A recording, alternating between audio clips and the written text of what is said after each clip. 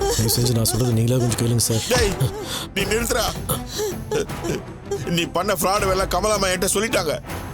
நீ எல்லாம் ஒரு மனுஷனாயா? உன் கம்பெனிக்கு நல்லது நடக்கணும்னு போய் சொல்லி எங்களெல்லாம் ஏமாத்திருக்க.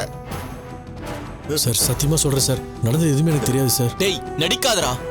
ஆரம்பத்துல உன் மேல எனக்கு டவுட் இருந்துச்சு. நீ ஏதோ ஒரு மோட்டிவேட் தான் வந்திருக்கான்னு நான் அப்பவே நினைச்சேன். லவ் பண்றேன்னு சொல்லி மேக்னா கிட்ட நடிச்சிருக்க, அதுவும் உன் ஒய்ஃபை கூடவே வச்சுக்கிட்டு. அசிங்கமா இல்ல உனக்கு? ஹலோ ஹலோ, வீணா வார்த்தை விடாதீங்க. நடந்தது இங்க யாருக்குமே தெரியாது. நமச்சுதான் போய் சொல்லி ஏமாத்திருக்கான். டேய் தப்பு செஞ்சவன் நான் தான் செஞ்சேன்னு என்னைக்கு நான் ஒத்துட்டு இருக்கான்? டேய் தமிழ், மேகனா உன்னை நல்லவனு நம்புனாலடா. பச்சை துரோகிடா நீ. பணத்துக்காக பணக்கார பொண்ண ஏமாத்தின ஒரு சீப்பான ஆளுடா நீ. எத்தனை பொண்ணடா இது மாதிரி ஏமாத்திருக்க? சார் என்ன நீங்க மட்டும் பேசிட்டே போயிட்டு இருக்கீங்க? என் பையன் அப்படிப்பட்ட ஆள்லாம் கிடையாது. அவனை சுத்தி என்ன நடக்குதுன்னு அவனுக்கே தெரியாது. மேக்னா மனசுல இப்படி ஒரு ஆசை இருக்குங்கிறதே அவனுக்கு தெரியாதுங்க. ஆமாங்க, தமிழ் ஒரு நல்ல ஃப்ரெண்டா தான் பழகிட்டு இருந்தாரு. அவங்க மனசுல என்ன நினைச்சிட்டு இருக்காங்கன்னு மாமாவுக்கு எப்படிங்க தெரியும்? அப்படி தெரிஞ்சு அவங்களை ஏமாத்த வேண்டிய அவசியம் அவருக்கு இல்ல. முதல்ல அந்த பொண்ணு கண்ணு முழிக்கட்டம்மா, அதுக்கப்புறம் அதுகிட்ட விசாரிச்சா என்ன நடந்ததுங்கிற உண்மை தெரியும். இதுக்கு மேல தெரியறதுக்கு என்னங்க இருக்கு? மேக்னாக்கும் இவனுக்கும் கல்யாணம் நடக்கணும்னு அவ எவ்வளவு கனவு கண்டு இருந்தா தெரியுமா? அதை எல்லாத்தையும் இவன் நாசம் பண்ணிட்டான்.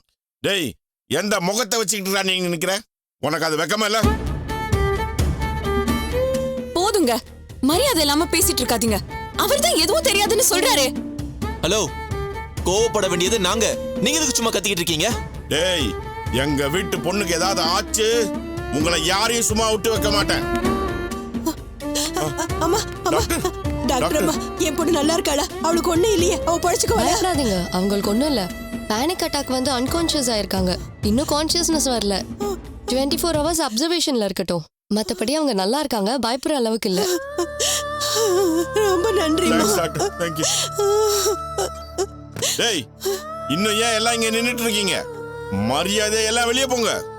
சார் தயவு செஞ்சு ஒரு தடவை மேகனா கண்ணை முடிச்சுட்டு அவங்கள பார்த்து என் தரப்பு விளக்கத்தை மட்டும் சொல்லிட்டு போயிடுறேன் சார். ஒரு விளக்கமும் எங்களுக்கு தேவையில்லை.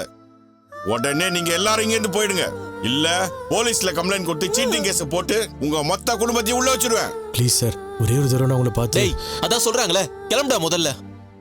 தமிழ், இனிமே நம்ம இங்க இருக்க வேண்டாம். நமக்கு மரியாதை கிடைக்காதுன்னு தெரிஞ்சு போச்சு. வா போலாம். சொன்னா கேளுடா, வா போலாம். போங்க இங்க இருந்து. வாங்க.